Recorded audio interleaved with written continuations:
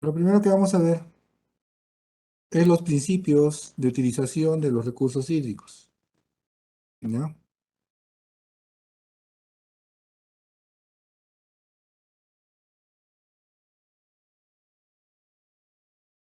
Ok.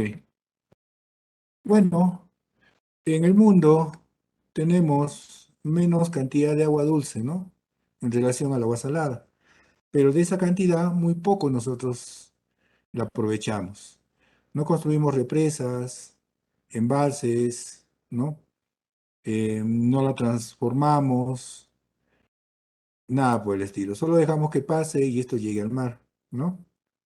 Entonces, a veces no se encuentra este recurso en el momento que nosotros requiramos de él. Ustedes, con la profesión que están estudiando, tienen que tener una participación directa y activa en la política de la optimización del agua de nuestro país. Asimismo, deben ubicar adecuadamente las obras hidráulicas, establecer su magnitud, hacer todos los estudios, a ver si me permiten un ratito, desde los de preinversión, inversión y posinversión, ¿ya?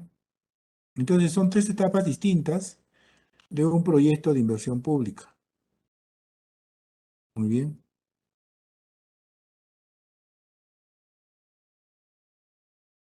Entonces, preinversión,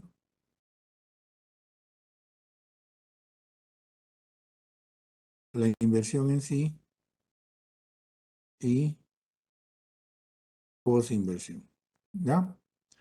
En la etapa de preinversión, nosotros tenemos que considerar dos aspectos importantes, ¿no? Bueno, antes se trabajaba con el Sistema Nacional de Inversión Pública. En la actualidad ya ese sistema no está en vigencia. Ahora existe el InviérteP, ¿no? ¿Y por qué se tuvo que cambiar a este nuevo sistema? Es que el Sistema Nacional de Inversión Pública era muy engorroso, había mucho trámite, mucha documentación, ¿no? Se tenía que hacer un perfil que en sí ya es un trabajo muy caro y demora mucho tiempo, ¿no? Después se tenía que hacer el estudio de prefactibilidad y finalmente el estudio de factibilidad.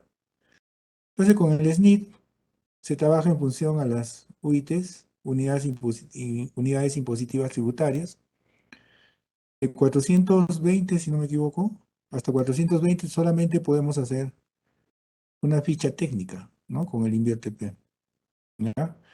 Para poder dar viabilidad al proyecto. Pasado ese monto, ahí sí necesitamos un perfil, ¿no?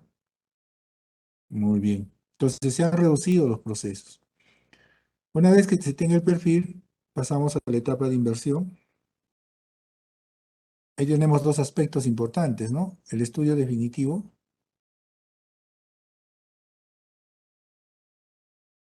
y la ejecución de la obra, ¿no? Bueno, todos sabemos que en el estudio definitivo se tiene varios componentes, ¿no? Desde la memoria descriptiva, los planos, los metrados, los análisis de costos unitarios, la fórmula polinómica, los cronogramas valorizados de ejecución, los cronogramas de insumos, de consumo de insumos, ¿no? Especificaciones técnicas, entre otros, ¿no? Esto debe estar debidamente aprobado por el ente correspondiente y firmado por los profesionales colegiados y habilitados, según la magnitud del proyecto. Una vez que se tenga los estudios definitivos aprobados, se pasa a la ejecución de la obra. En esta etapa hay dos agentes importantes, el residente y el supervisor de obra. Son los únicos encargados de poder dirigir la obra. Acá no entra a tallar ni el alcalde, ni el presidente regional, ni el presidente de la República. Los responsables son ellos dos, ¿ya? Lo mismo para el llenado de cuaderno de obra, son los únicos autorizados por la Ley de Contrataciones del Estado para poder llenar el cuaderno de obra. Entonces, es de mucha responsabilidad. Entonces, esos dos agentes, pues, son el supervisor o inspector, ¿no?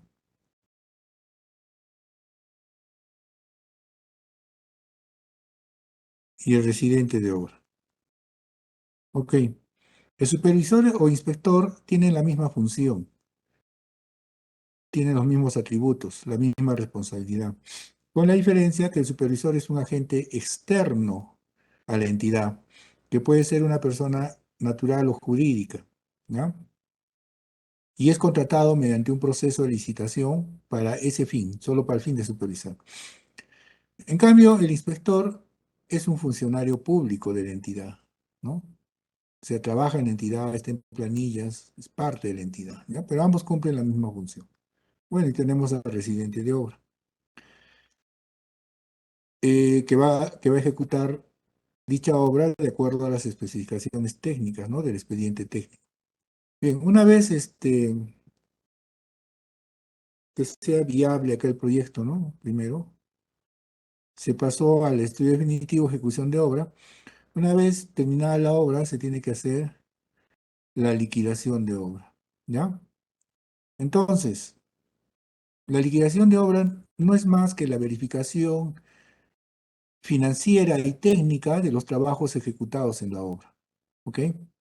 Entonces, ahí van a participar, pues, un contador público colegiado, un ingeniero de la especialidad, según el proyecto, y un asesor que podría ser el residente o supervisor de obra, ¿ya?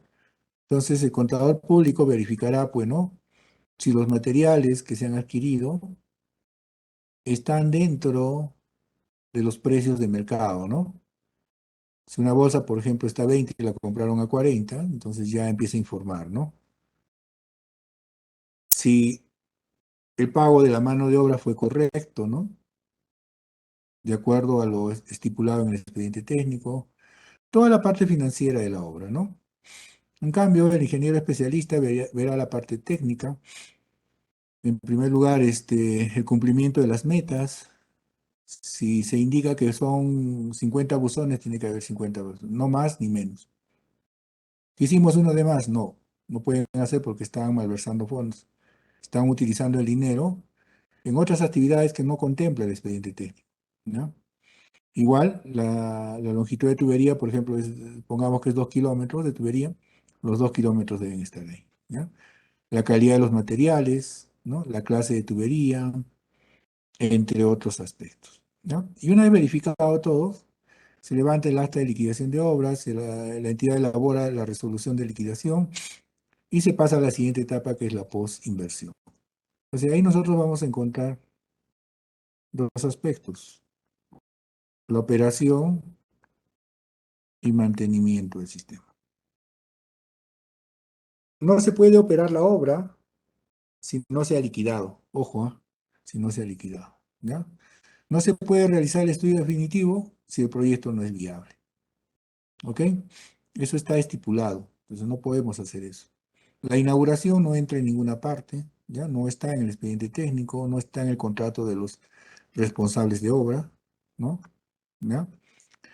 Así como que se puede hacer o no, ¿no? Y si participan o no, ya depende de ustedes. Pero la idea fundamental es la liquidación de obra para poder operar el sistema. Y de ahí viene la etapa de mantenimiento, ¿no? El mantenimiento, existe un plan de mantenimiento, de operación y mantenimiento ya en el estudio definitivo o expediente técnico. Lo único que queda acá es el fiel cumplimiento de ese documento. Y acá podemos encontrar pues el mantenimiento preventivo, el correctivo y el predictivo. Ok, el preventivo antes de que suceda, ¿no? El problema. ¿Ya? Entonces puedo detectar alguna pequeña falla, fisura, qué sé yo.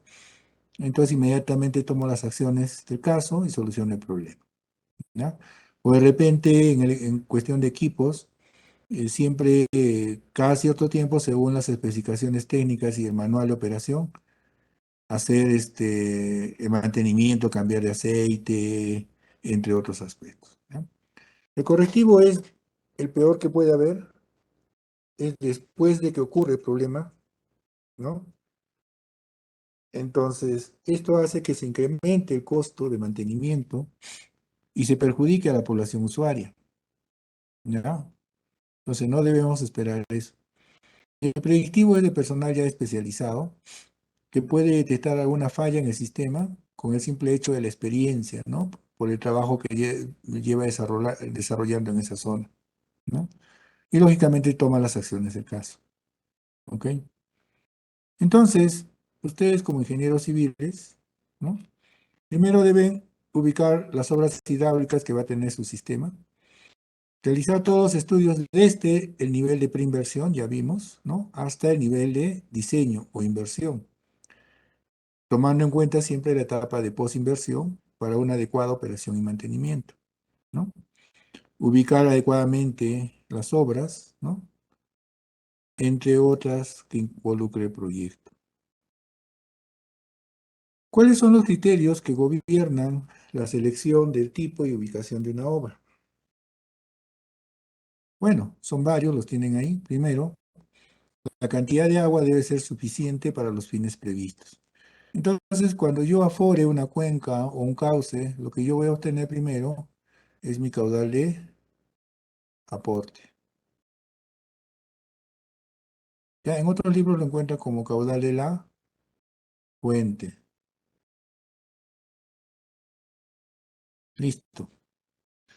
Entonces, es la cantidad de agua con la que yo dispongo, ¿no? Para poder utilizarla en los fines previstos.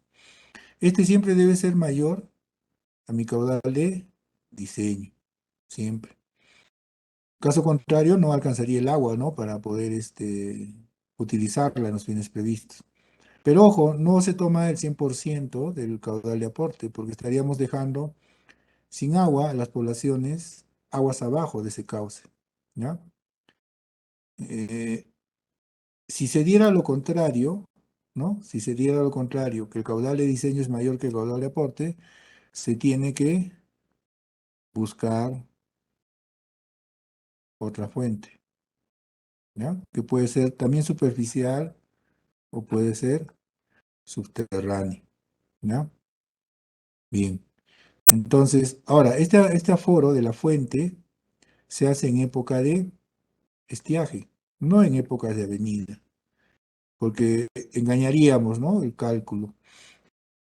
Se tiene que hacer en la época donde hay menos cantidad de agua para saber cuál es el volumen neto, el caudal neto con el que se cuenta, ¿ya?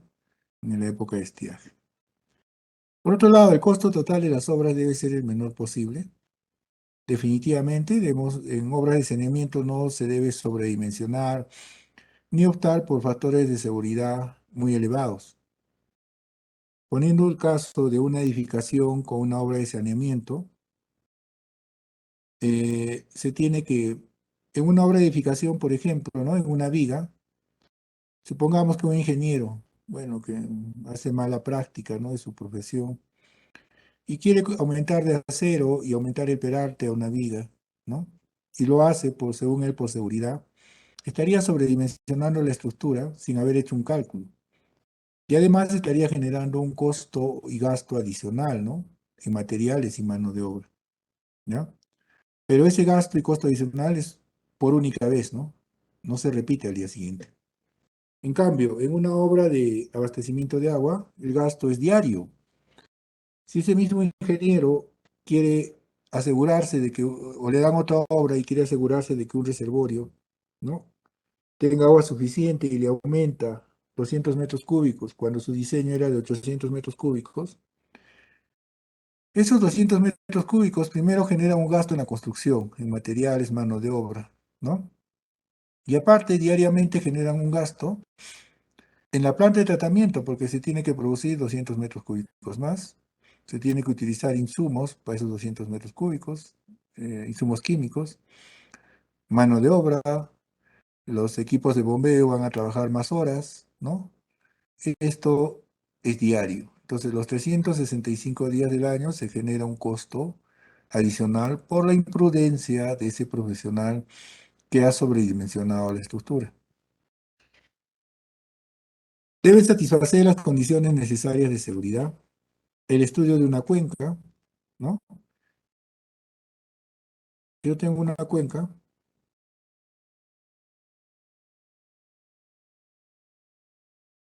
entonces una cuenca no es más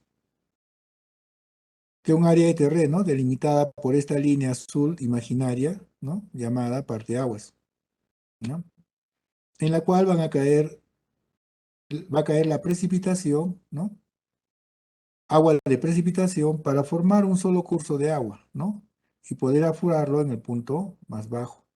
Ese aforamiento me da como resultado mi caudal de aporte o caudal de la fuente, ¿no?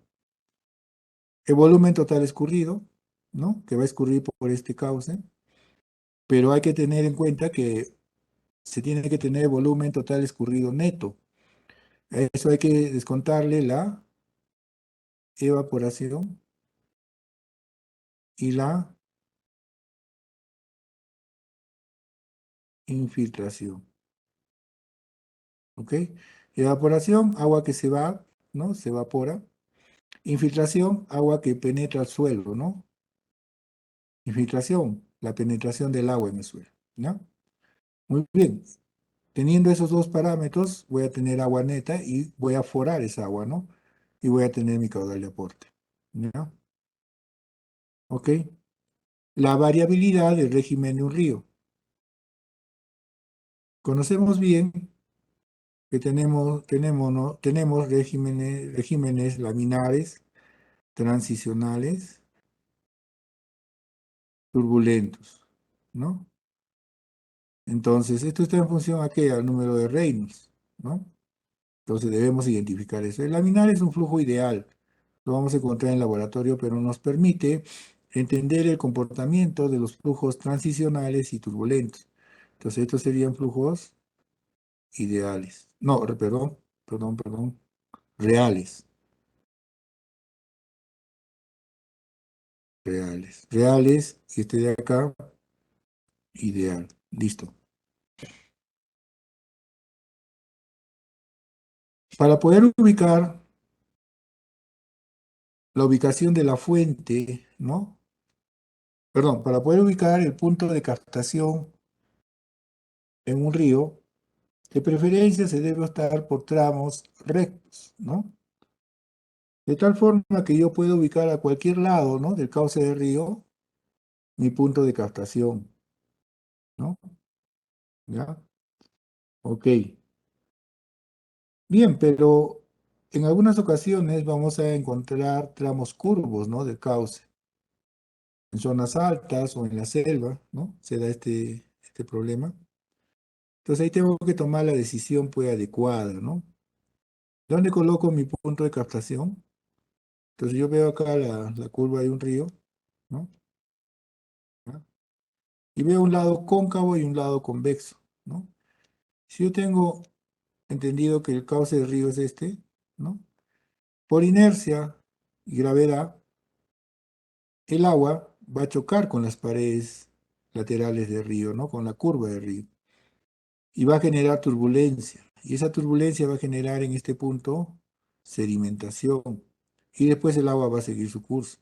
Pero ese golpe brusco va a generar erosión, ¿ya? Entonces, eh, tengo que decidir, pues, en qué lado de la curva coloco mi punto de captación, mi toma de captación. En este lado externo o interno, o en el lado cóncavo o convexo de la curva. Entonces, si acá se erosiona y acá se sedimenta, entonces analizaré, pues si yo coloco acá mi punto de captación, todo este material de sedimentación, ¿no? Producto de la turbulencia, va a impedir el paso del agua, ¿no? Y voy a tener que emplear personal o maquinaria para poder limpiar constantemente este punto, lo cual genera un costo adicional. Y si yo pongo acá mi toma o punto de captación, se puede erosionar, ¿no? Por la fuerza o golpe del agua en las paredes del río. Pero yo puedo colocar acá un muro de encauzamiento o muro de protección, ¿no? De tal forma que contrarreste este fenómeno de erosión. Y eso es mucho más factible que poder remover estos sedimentos, ¿no? Entonces acá ya no tengo que estar viniendo cada rato, ¿no? Entonces, siempre en el lado externo, ¿ya? O en el lado cóncavo de la curva, ¿ok?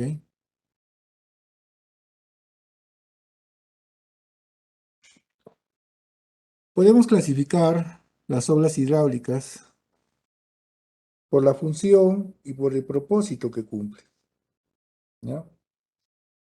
Entonces, primero las clasificamos por el propósito. Aquellas obras que benefician al hombre, ¿ya? Al ser humano. Entonces ahí podemos identificar, por ejemplo, los riesgos de cultivo, ¿no? Ahí pueden ver en la foto. Pero estos pueden ser por aspersión, por goteo, por gravedad. ¿Cuál es mejor? No, ambos son, todos son buenos. Lo que va a depender, ¿de qué va a depender? Del tipo de cultivo con el que voy a trabajar, ¿no? Si son hortalizas, por ejemplo, cebolla, zanahoria, lechuga, podemos trabajar por goteo, ¿no? Si es gras, pasto, alfalfa, ¿no? Podemos trabajar por aspersión. Pero si es arroz, por ejemplo, tenemos que trabajar por gravedad o inundación.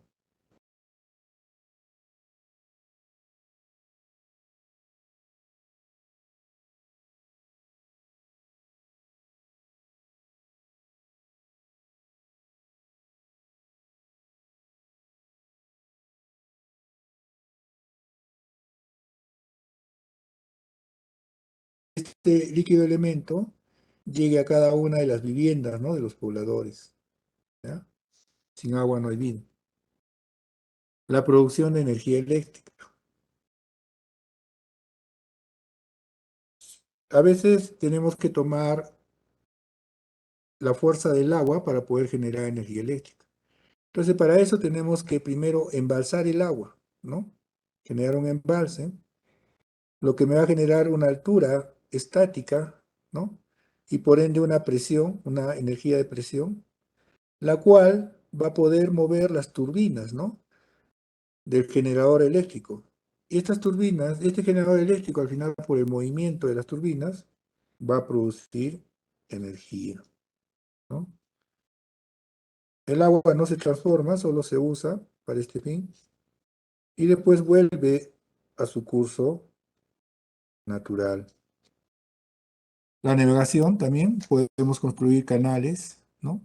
Navegables. Ahí tienen la foto del canal de Panamá, ¿ya? Para poder intercambiar productos, ¿no? De un continente a otro, de una ciudad a otro. ¿Beneficia al hombre? Sí. Pero hay otras obras que nos permiten eliminar algunos daños que pueda producir la naturaleza, ¿no? Por ejemplo, el alcantarillado sanitario, ¿no? Permite evacuar las aguas residuales de las viviendas mediante colectores, ¿no? El sistema de drenaje urbano, pluvial, ¿no? O en carreteras, nos permite evacuar ese exceso de agua producto de la precipitación a lugares donde no generen daño, ¿no? El control de avenidas y crecientes, ¿no? O protección de orillas, igual nos permite evitar que se produzcan inundaciones, ¿no? De algunas zonas habitadas o zonas de sembrío, ¿no? ¿No? Entonces ahí podemos ver en la foto todo un sistema de protección de orillas con gaviones, ¿no? Los gaviones no son más que cubos con malla electrosoldada rellenada por material clasificado, ¿no? Las cuales, unidas unas a otras, generan un muro de protección. Pero también podemos clasificarlas por la función que cumplen, ¿ya? Dentro de ello tenemos obras de captación, obras de conducción, obras de regulación, obras de protección y obras de distribución. Veamos las obras de captación. Entonces, estas las podemos clasificar en dos, pues, ¿no? Obras por gravedad y obras por bombeo, ¿no? Si hablamos de las obras por gravedad, hablamos de obras por derivación directa, como puedo ver ahí en la figura, ¿no? Entonces, igual que el caso anterior, yo tengo acá el lado convexo y el lado cóncavo. Entonces, la parte externa del río es más conveniente, ¿no? Para mi punto de captación o mi toma directa, ¿no? Acá construyo los muros de protección y encauzamiento en este punto, en estos puntos, para evitar la erosión, ¿ya? Entonces, hay una toma directa del agua con fines que ustedes han podido prever, ¿no? Y siempre se coloca una compuerta que nos permite regular el caudal de ingreso a mi punto de captación. ¿Ok? Muy bien.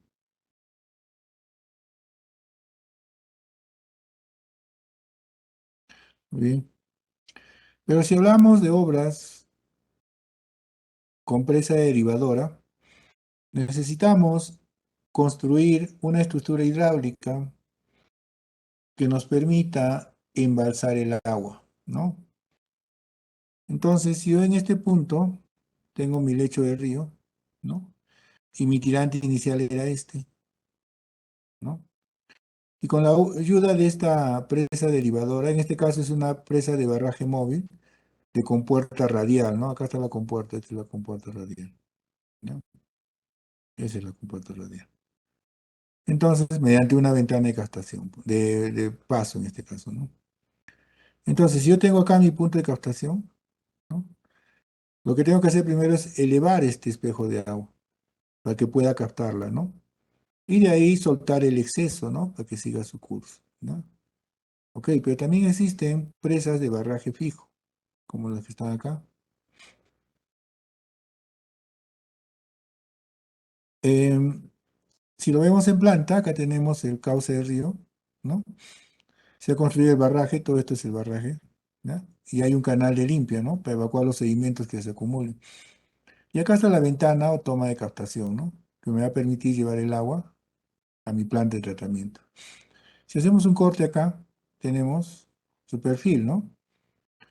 Entonces tenemos acá el lecho del río, tenemos el embalsamiento del agua, que quiere decir que el agua se ha elevado, ha elevado su nivel, ¿no? Con esta presa. Tenemos esta parte de la boca toma, de barraje fijo, que se llama azud o cresta.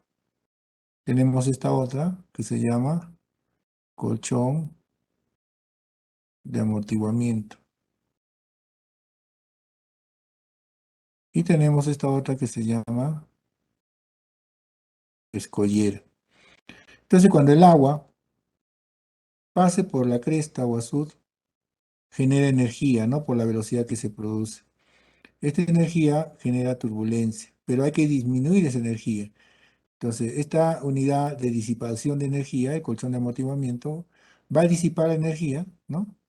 Y la turbulencia que va a quedar todavía en el flujo de agua puede generar socavación, pero para ello protegemos, ¿no? El lecho del río con un enrocado o escollera, ¿ya? ¿Ok? De eso se trata. Ahora, puede ser también de barraje mixto, como pueden ver acá. Entonces, tenemos el barraje fijo en este punto y el barraje móvil en este punto. Una compuerta radial o vertical o de tarjeta, ¿no? El flujo de río, el canal de limpia y mi ventana de captación, ¿no? Se puede trabajar de esa manera. Pero existe otro sistema de captación por bombeo, ¿no? Entonces, lo que se trata es de instalar, ¿no? Un equipo de bombeo. Si pongo un plano cartesiano acá, para arriba es más y para abajo es menos, ¿no? Entonces, yo relaciono el eje de la bomba con el nivel de agua de la fuente. Si esta cota de espejo de agua está por debajo del eje de la bomba, la succión es negativa. Si yo tengo acá un tanque de almacenamiento, ¿no? Y acá el piso, digamos, y coloco la bomba y la tubería de succión, ¿ya? Yo puedo ver que el nivel de agua acá está por encima del eje de la bomba, entonces su succión es positiva, ¿ya? Entonces, de esa manera determino el tipo de succión, ¿no? que pueda tener. Entonces, ¿de qué consta esto? Yo tengo acá una altura dinámica, una altura estática de succión, ¿no? Una altura de impulsión y tengo una altura estática total de elevación, ¿ya? Elevación.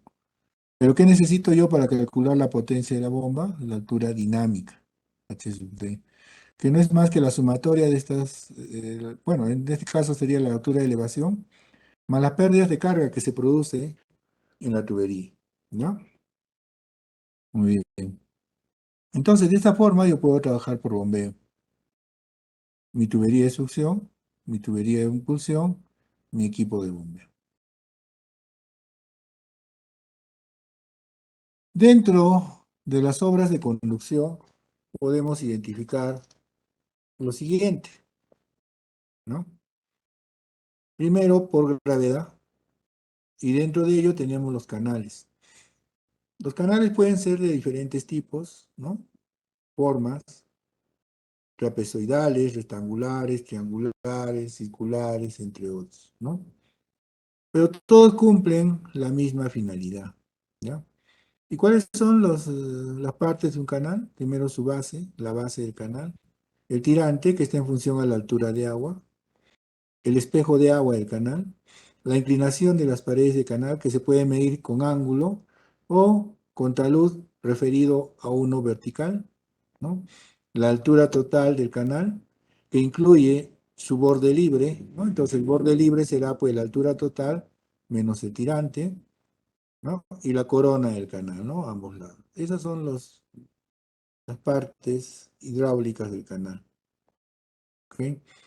Y para poder desarrollar sus parámetros hidráulicos, Robert Manning planteó pues, una ecuación, ¿no? Hay varias, ¿no? Pero la más utilizada es la de Robert Manning, donde nos dice que el caudal es igual al área hidráulica por el radio hidráulico a la 2/3 por la pendiente a la medio. La pendiente es la inclinación de la base del canal, ¿no? Sobre la rugosidad del canal. La rugosidad del canal está en función al tipo de material con el que se ha construido el canal, ¿no? El área hidráulica es el agua o el espacio que ocupa el agua dentro de la sección, ¿no? El radio hidráulico está dado por el área hidráulica sobre el perímetro mojado. Y el perímetro mojado es la longitud de las paredes del canal que están en contacto con el agua. Nada más, esa longitud que estoy marcando, ¿no? Listo. Y si hablamos de una sección circular, el radio hidráulico va a ser igual al diámetro de la sección sobre 4. ¿Ok? Bien. Entonces, eso desarrolló pues Robert Mann, ¿ya? Ahora, otra obra de conducción por gravedad sería un acueducto. El acueducto es como un puente, ¿ya? Con la diferencia que el puente permite el paso de las personas, vehículos y animales. Y el acueducto solo permite el paso del agua, ¿ya? Igual tiene sus estribos, ¿no? Sus pilares. Y en vez de carpeta de rodadura, tiene un canal, una estructura de un canal, ¿ya? Acá hay una transición para juntar la estructura que viene con la estructura del acueducto, ¿ok? ¿Quiénes han sido los más grandes constructores de acueductos? Fueron los romanos, ¿ya? Ellos construyeron estructuras de kilómetros y kilómetros para poder llevar el agua a Roma, ¿ya? Y utilizarlo pues en sus famosos baños romanos, ¿no? Estas estructuras aún siguen en pie, no funcionan, son de mampostería de piedra, pero siguen en pie, están ahí, ¿no? Y tienen grandes elevaciones, ¿no? Muy bien. Y si hablamos de las obras de conducción por presión, tenemos primero los sifones, ¿no?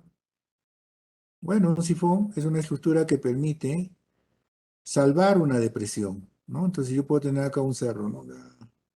Y no quiero construir un acueducto, ya, ni nada por el estilo.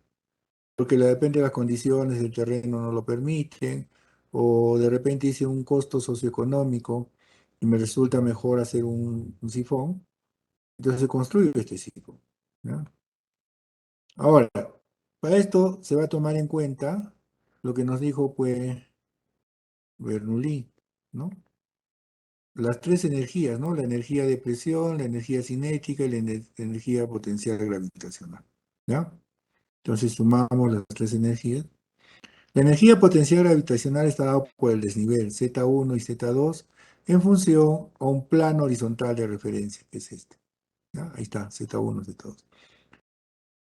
En relación, lógicamente, a la base o lecho de en este caso, la cámara de reunión. Esa sería la energía potencial gravitacional, ¿no? La energía de presión está dada por el tirante de agua, ¿no? En ambos puntos. Este es el punto uno y este es el punto 2. Listo. Y la energía cinética está dada por la velocidad de flujo que se va a producir en el conducto desde el punto uno al punto 2. Velocidad uno al cuadrado sobre 2 veces gravedad. Al poder pasar el agua por esta tubería, va a haber otra fuerza contraria, ¿no? Que es la fricción que se va a producir ahí, ¿no? Y esa fricción va a generar una pérdida de carga, ¿no? Este cambio de dirección también genera una pérdida de carga. La salida de la unidad de almacenamiento también. La entrada a la unidad de almacenamiento también, ¿ya? Entonces podemos decir que la ecuación de Bernoulli es igual a la presión, a la energía de presión que se produce más en uno, su energía cinética en uno, más su energía potencial gravitacional, que es igual a la energía de presión en 2 más su energía cinética en 2 más la energía potencial gravitacional, más esta pérdida de carga, ¿no? La pérdida de carga que se produce del tramo uno 2, ¿ya? Entonces al final estamos igualando esta longitud con esta longitud, ¿no? Y es lo que hizo Daniel Bernoulli, pues, ¿no? Daniel Bernoulli, ¿no? Entonces la idea acá es determinar la pendiente adecuada,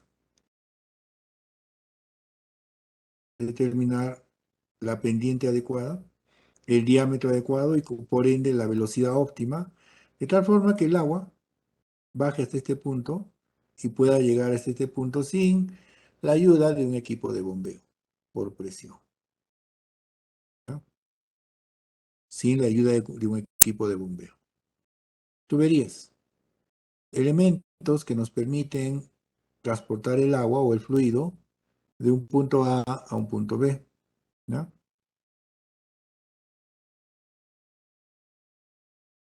Si hablamos de las obras de regulación, entonces podemos mencionar primero los medidores. ¿Por qué se dice que es una obra de regulación, un medidor? Porque controla el caudal de flujo que ingresa de un punto a otro, ¿no? Por ejemplo, si ustedes en su domicilio no tienen medidor, ¿no? Entonces pueden usar el agua que deseen, ¿no? Porque saben que les van a cobrar una tarifa asignada, ¿no? El mismo monto todos los meses. Pero si al día siguiente les instalan un medidor, entonces inmediatamente ustedes empiezan a analizar la situación y dicen, no, voy a reducir, voy a controlar mi consumo, porque ahora voy a pagar lo que realmente estoy consumiendo. ¿Están regulando su consumo? Claro que sí, ¿no? Su consumo ahora ha sido regulado justamente por el micromedidor, ¿ya? Lo mismo sucede con los partidores, ¿ya? Y yo tengo acá una estructura y por acá tengo unos filtros a presión, y acá tengo unos filtros de arena, ¿no? Y de toda el agua captada, ¿no? Yo quiero distribuir cierta cantidad a los filtros de presión y otra cantidad a los filtros de arena. Entonces voy a construir un partidor. El partidor no es más que una estructura dotada de vertederos, ¿ya? Y sabemos bien que los vertederos son los encargados de medir el paso del agua por ellos, el paso del agua por su umbral del vertedero, ¿no? Entonces acá tenemos un vertedero, miren, ¿no? ¿No? Acá tenemos una pantalla deflectora, ¿no? Que determina el ancho del umbral del vertedero, con lo cual va a permitir que solo la cantidad calculada pase a este punto. Igual al otro lado, ¿no?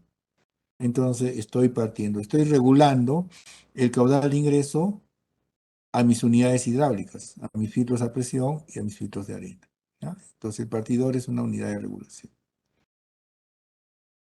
Otra unidad de regulación son los reservorios. Bien, eh, en los reservorios hay que considerar lo siguiente, ¿no? Primero, el volumen que va a almacenar. Eso le llamamos volumen de almacenamiento. Y este está compuesto por un volumen de regulación, un volumen de reserva y un volumen contra incendio. El volumen de regulación, ¿no? Que puede estar acá, que puede ser esto, es el más grande, ¿no? Es el que se destina para el uso de los pobladores para sus necesidades básicas y biológicas. El volumen de reserva, que puede ser este, es en caso de emergencias, ¿no? En caso haya una tubería rota, una tubería de impulsión y no pueda llenar el reservorio, entonces utilizaré este volumen. O haya corte de energía eléctrica y no se haya impulsado el agua, pues, ¿no? Utilizaré este volumen.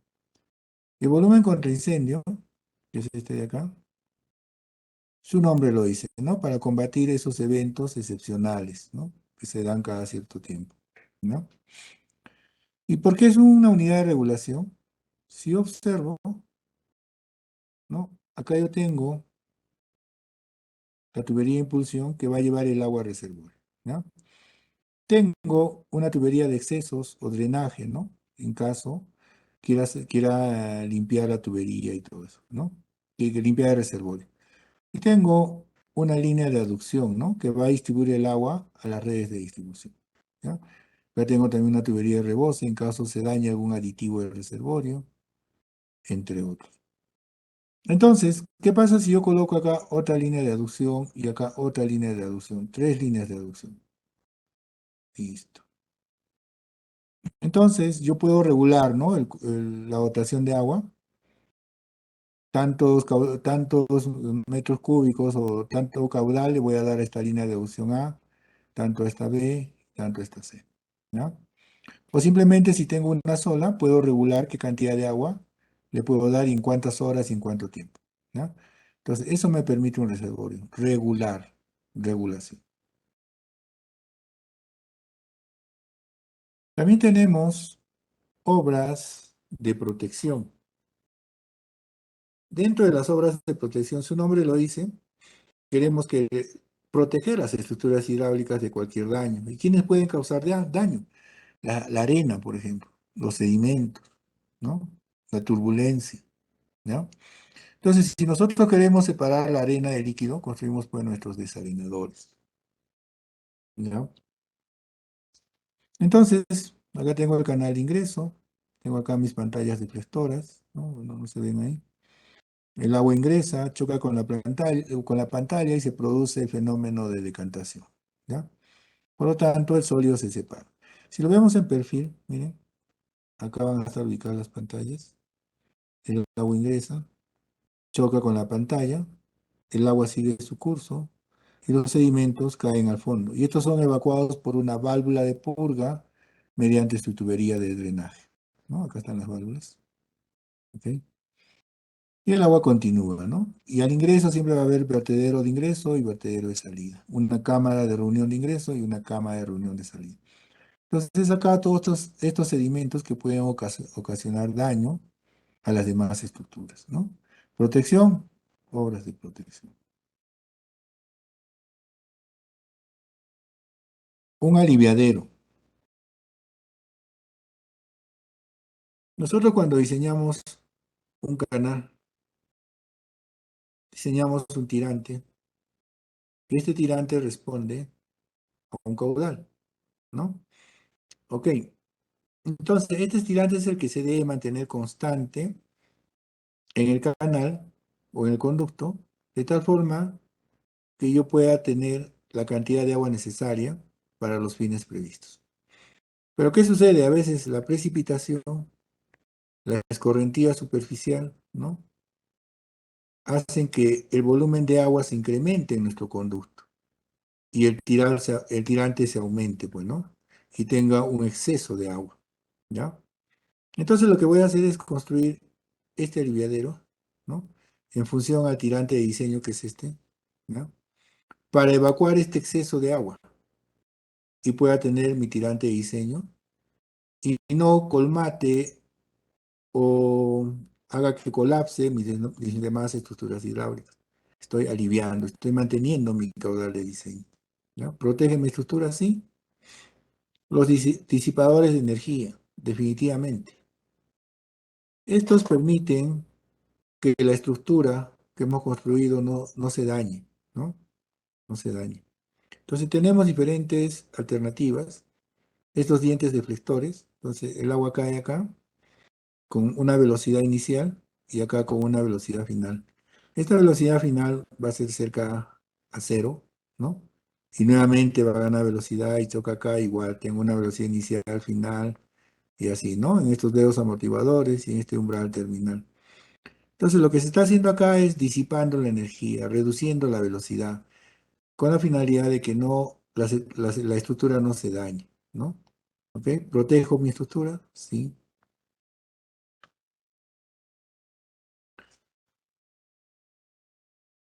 Los tanques de presión. Bueno, acá si observamos, acá está el nivel de agua, ¿no?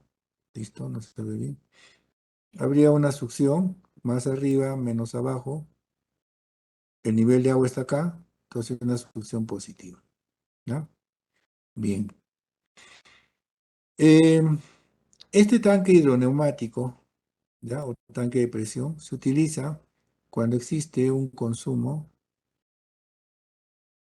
simultáneo. Simultáneo. En nuestros domicilios no, pues no vamos a utilizar esto, porque va a generar costos de operación y mantenimiento, costos de energía eléctrica, ¿ya? Pero ¿dónde hay consumo simultáneo? Pues los hoteles, por ejemplo, esos grandes hoteles de Lima, Sheraton, los hoteles Los Delfines, donde llegan bastante gente importante, ¿no? Y todos ellos vienen con una finalidad, pues, ¿no? Y se levantan, por lo general, muy temprano, a la misma hora todos, para poder cumplir sus obligaciones, ¿no? Muy bien. En tal sentido, si todos ingresaran a los servicios higiénicos, la presión de agua empieza a disminuir, pues, ¿no? Si tengo un tanque elevado, ¿no? A tal punto que la zona más alejada al reservorio no va a tener agua, pues, no va a tener agua, ¿no? Y van a empezar las quejas. Pero si yo instalo este tanque hidroneumático, a, a ver un segundito, ¿ya? Me está hundiendo.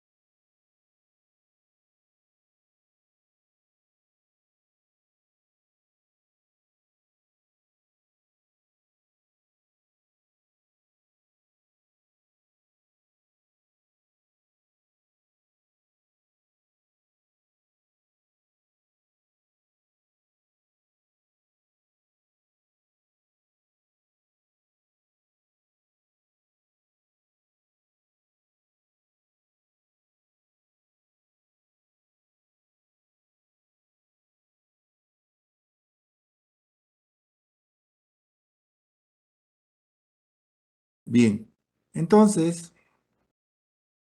en esos casos yo voy a instalar pues mi tanque hidroneumático. Todos van a abrir la ducha al mismo tiempo. Esto va a estar conectado siempre a una compresora de aire, ¿ya? Y acá va a haber unos niveles, nivel de aire y nivel de agua. ¿no? Aire y agua. Entonces, una vez que, y todo va a estar con sensores, pues, fíjate, una vez que se empiece a perder agua acá en el tanque, es porque una llave de un servicio higiénico se abrió, ¿ya? El tablero eléctrico ordena, mediante los sensores, porque hay disminución de agua, que se encienda el equipo, la bomba. La bomba empieza a succionar, empieza a llevar el agua, y como inmediatamente se enciende la compresora de aire, el agua es impulsada hacia los servicios higiénicos, con la presión adecuada, ¿ya? Entonces, ahí todos van a tener la misma presión, ¿no? Esto pasa en segundos, pues rapidísimo, ¿no? Y no va a haber problemas de desabastecimiento de agua, ¿no? ¿Protege todo mi sistema? Definitivamente que sí. Bien, y tenemos también las obras de distribución. Ahí podemos ver la línea de alimentación o aducción. Entonces, ¿qué es la línea de aducción? Primero la ubicamos acá, es esta de acá. Entonces, es aquel conducto que transporta el agua, ya sea del reservorio o de la planta de tratamiento, pero siempre a las redes de distribución. ¿Ya? Esa es la línea de aducción. ¿Ok? Entonces, es lo primero que nosotros debemos calcular antes de las redes de distribución. Debemos considerar presiones mínimas, ¿no? De 10 metros de columna de agua, ¿no? Según nuestro Reglamento Nacional de Edificaciones. Ok, una vez diseñada la línea de aducción, empezamos con el diseño de las redes de distribución. Y ahí podemos identificar dos tipos, pues, ¿no? Las redes primarias, principales o troncales, que son las que estoy marcando, ¿ya? Y las redes secundarias o de servicio, que son las demás, ¿ya? A ver, un segundito, por favor, no se están que...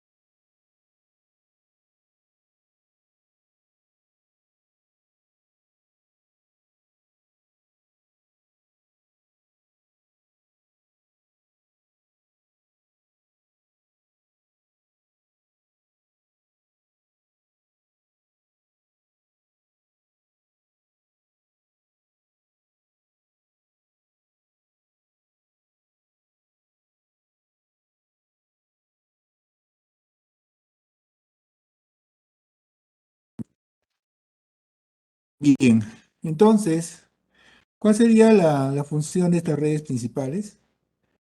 Transportar el agua que llena, veamos acá, tenemos primero captación, línea de conducción, planta de tratamiento, línea de conducción, reservorio, línea de aducción y redes de distribución. ¿Ya?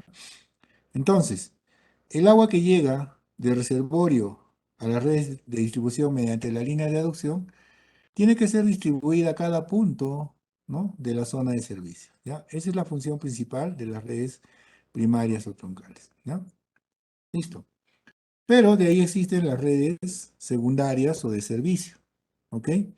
Que son las demás que están ahí, ¿no? Esos puntitos negros que ven ahí son las válvulas de seccionamiento. Permiten cerrar el flujo, ¿no?, de un sector a otro, ¿ya? Entonces acá hay dos ejemplos, ¿no? Cómo trabajan en un solo sector y cómo trabajan en dos sectores distintos, ¿no? Como pueden ver ahí. Entonces, para poder hacer una conexión domiciliaria, yo tengo que hacerla siempre en las redes de servicio, nunca en una red principal. ¿Por qué? Porque la red principal es la que va a llevar el agua a todos los puntos con la presión adecuada. Y si yo coloco una conexión domiciliaria ahí, la presión de agua va a disminuir. No solo ahí, sino en todo el sistema, ¿ya? Lo que no sucede con las redes secundarias, que son alimentadas por las redes primarias. Entonces las conexiones se hacen ahí, ¿ya? ¿Y de qué consiste, pues, una conexión? Acá tengo, por ejemplo, la tubería de servicio, ¿ya? Esta de acá. Y esta es la conexión domiciliaria. En este caso se ha utilizado una tubería HDPE, una tubería de polietileno de alta densidad, una abrazadera, ¿no? La abrazadera tiene la función de reducir el diámetro, ¿no? Como pueden ver acá, de 4 pulgadas o 6 pulgadas a media pulgada o 3 cuartos, ¿no? Con un pequeño orificio en este punto, ¿ya? ¿Ok? Listo. Una llave corporation que permita la unión de ambos, una llave de paso, dos uniones universales y un micromedidor, ¿no? Bien. Y si hablamos del sistema de abastecimiento de agua, tenemos lo siguiente, pues, ¿no? El objetivo principal, lógicamente, es proporcionar un servicio eficiente. Ya no confundamos eficiente con eficaz. Pese que ambos tienen el mismo propósito, ¿no? Con la diferencia de que el servicio eficaz es simplemente llevar el agua a los domicilios.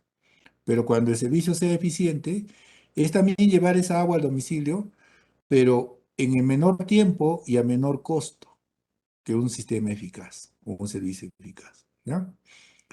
Pero para que sea eficiente, nosotros debemos considerar estos parámetros.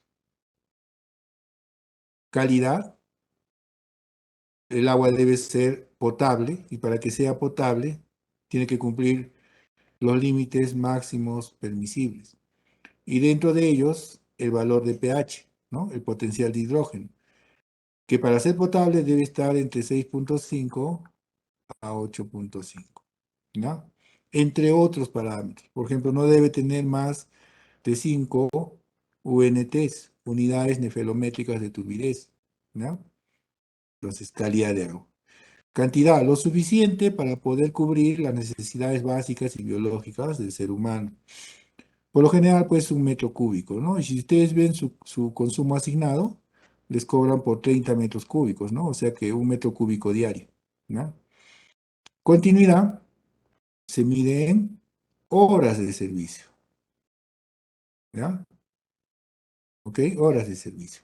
¿Cuántas horas de servicio tienen en su domicilio? Esa es la continuidad. Presión, la altura de agua que alcanza, ¿no? Altura de agua. Entonces, si yo tengo una edificación de 3 niveles y llega tranquilamente el agua hasta ese punto, entonces yo puedo decir que tengo más de 10 metros de columna de agua de presión, ¿ya? En metros de columna de agua, MCA. Y confiabilidad, tener la certeza de que se ha optado por una opción tecnológica que garantice un adecuado abastecimiento y suministro de agua a la población. Eso es la confiabilidad, ¿no? Muy bien. Entonces, ustedes cuando sean profesionales van a asumir una responsabilidad tal, ¿no? Que se relaciona con lo siguiente, ¿no? Primero, van a plantear el sistema de abastecimiento de agua que van a implementar en la zona. Primero van a elegir la fuente, ¿no? El método de tratamiento. Pero para eso, ¿qué tienen que hacer? La caracterización de las aguas, ¿ya? Listo. El sistema de distribución, red abierta, red cerrada, red ramificada, dependiendo de la configuración de la ciudad, ¿ya? Después de ello, ¿no? Lo que van a hacer es, una vez que ya tengan definido de qué se trata, qué van a hacer, cuál es la tecnología que van a emplear, van a empezar con el dimensionamiento del sistema de abastecimiento de agua, ¿no?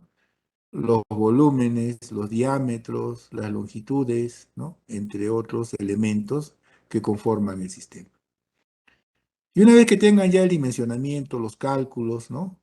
Y la tecnología a emplear, empiezan a especificar los elementos del sistema, los planos, ¿no? ¿No? Los manuales de operación y mantenimiento, entre otros, ¿no? Entonces, si nosotros vemos un esquema general de un sistema de abastecimiento de agua, y van a ver que todas tienen el mismo propósito: captar, conducir, tratar y distribuir, ¿no? Entonces, primero, si vemos el gráfico, acá, captar, acá podríamos incluso ponerle uno más, ¿no? Almacenar, ¿ya? Entonces vemos captar, entonces acá tengo el punto de captación en el río, mi línea de conducción que me lleva a mi planta de tratamiento de agua potable, ¿no? Y de ahí con esta línea de conducción por impulsión me lleva a mi reservorio y con esta línea de aducción llevo el agua a mis redes de distribución. Captar, conducir, almacenar, ¿no? Y distribuir, ¿no? Entonces, tenemos la fuente de abastecimiento de agua que es esta, la captación, potabilización, conducción, regulación o almacenamiento, ¿no? La estación de bombeo en este punto y las redes de distribución, ¿no? Bueno, es un sistema convencional, pero podemos optar por otro o combinar otros sistemas, ¿no? Para tener un mejor rendimiento, ¿ya? Acá tenemos, por ejemplo, el río. Entonces hacemos lo mismo que el caso anterior. Captamos y mediante esta línea de conducción llevamos el agua a nuestra planta de tratamiento de agua potable. Podemos utilizar un sistema de pozos, ¿no? Ahí como pueden ver, los pozos. Mediante un sistema de bombeo, llevo el agua también a mi planta de tratamiento de agua potable. Podemos adicionarle a esto el embalsamiento de agua, ¿no? Podríamos fácilmente decir que esto puede ser lagunillas, ¿no? Donde ahí tengo la presa, tengo el embalse del agua, y a partir de ahí instalo una línea de conducción hasta mi planta de tratamiento. Miren, tres alternativas que me permiten solucionar el problema de abastecimiento de agua, ¿no? Ok, una vez tratada el agua, mediante esta línea de conducción, llevo el almaceno en una unidad de regulación llamada reservorio. Ya, acá está mi reservorio. Y de ahí, mediante esta línea de aducción, ¿no? Llevo el agua a mis redes de distribución, que están acá. Ya está. Ok. Pero eso no queda ahí. Hemos dicho que los proyectos son integrales. Entonces, si yo ejecuto un sistema de abastecimiento de agua, también tengo que ejecutar un sistema de alcantarillado sanitario. O sea, recolectar las aguas servidas, ¿no? Los sistemas de recolección, que son estas, ¿no? Y las llevo por este emisor, ¿no? ¿A dónde? A mi planta de tratamiento de aguas residuales, que es esta. Y una vez tratada el agua por la tecnología adecuada, ¿no? Con un emisor, el agua la evacúo a mi punto de vertimiento, acá en el río. ¿Ya?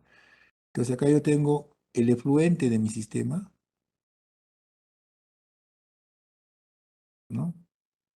Y acá tengo los afluentes, ¿no? Afluente uno, afluente 2 y afluente 3. Afluente, ingreso del agua.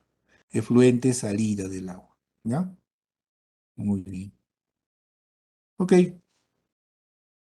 nos vamos a quedar ahí en tipos de sistemas de abastecimiento, pero antes vamos a hacer las preguntas del caso, los comentarios y la retroalimentación. Porque esto ya es un poquito larguito para no quedar, ¿eh? Para no dejarlo al aire. ¿Ya? Bien, a ver, veamos entonces.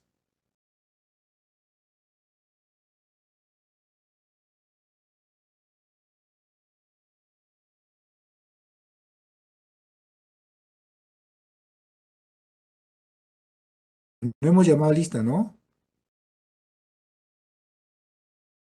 No, ingeniero. No, no, ingeniero. A ver, vamos a llamar, ¿ya? Me estaba No, olvidando. ingeniero.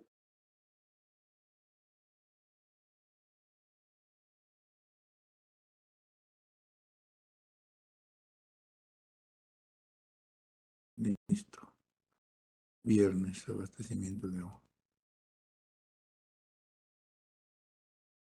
A ver, Arizuka, John, Arizuka, John,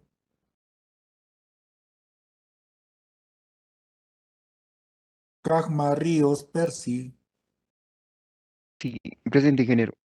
muy bien. Cayo Berrios, Jonathan,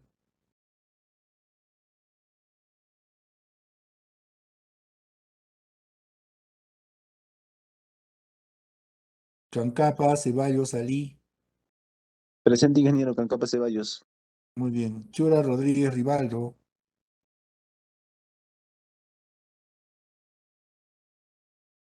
Colque, Ruelas, Denis, Presente, ingeniero. muy bien. Condori, Condori, Nelson,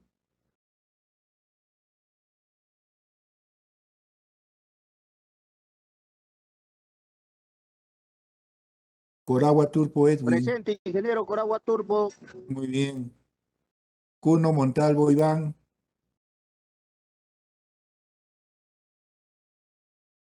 Dianderas, Puma, Jaime, Presente, ingeniero. Buenas muy tardes. bien. Buenas tardes. Díaz, Chambi, Percy, Presente, ingeniero. Muy buenas tardes. muy buenas tardes, muy bien. García, Pasa, Joel, Presente, ingeniero. muy bien. Gutiérrez, Vilca, Walter,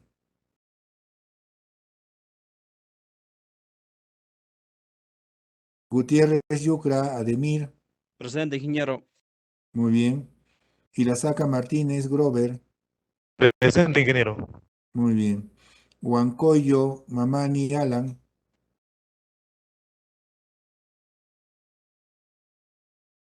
Guayapuma, García, Gerson, Presente, ingeniero Guayapuma. muy bien. Ahí vamos a ver el chat por si acaso.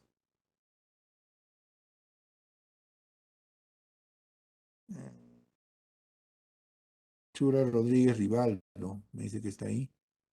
Sí está, listo, le vamos a poner presente. Ya está. Estamos en Guayapuma.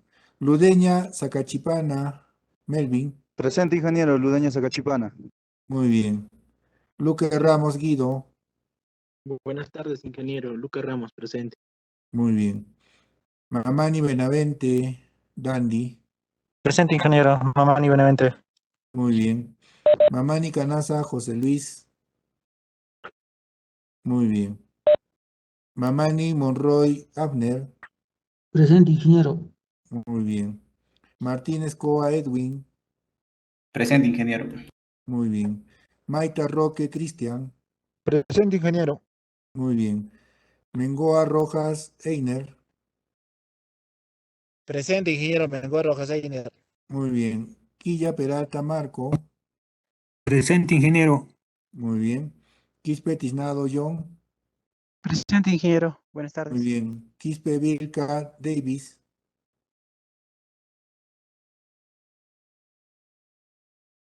No está. Suasaka Edilberto. Sumi Mamani Jimmy. Presente, ingeniero. Soy mi mamá y Jimmy. Muy bien. Tapia Agustín San Luis. Presente, ingeniero. Muy bien. Alguien que no haya llamado.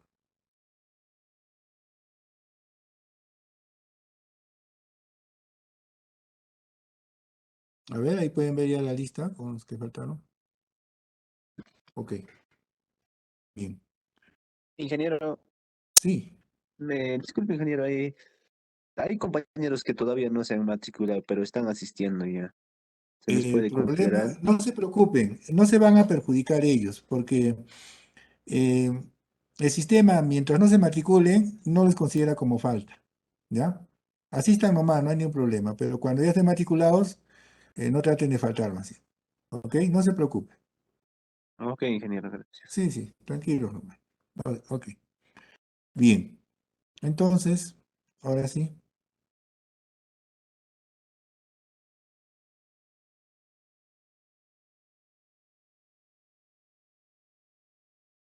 Bien, a ver.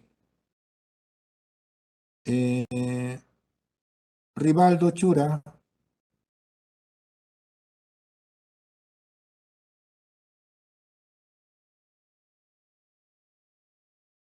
Rivaldo, ¿me escuchas?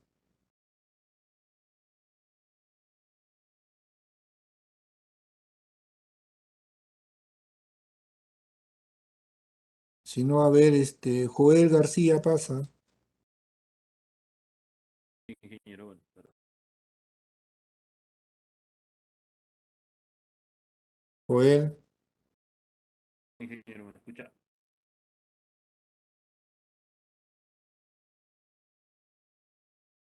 Pero,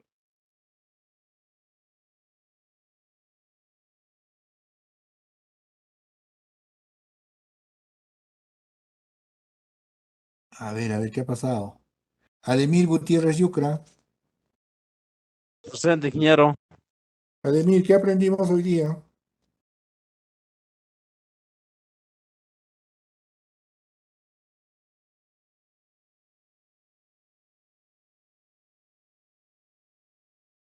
¿Qué aprendimos hoy día, Ademir?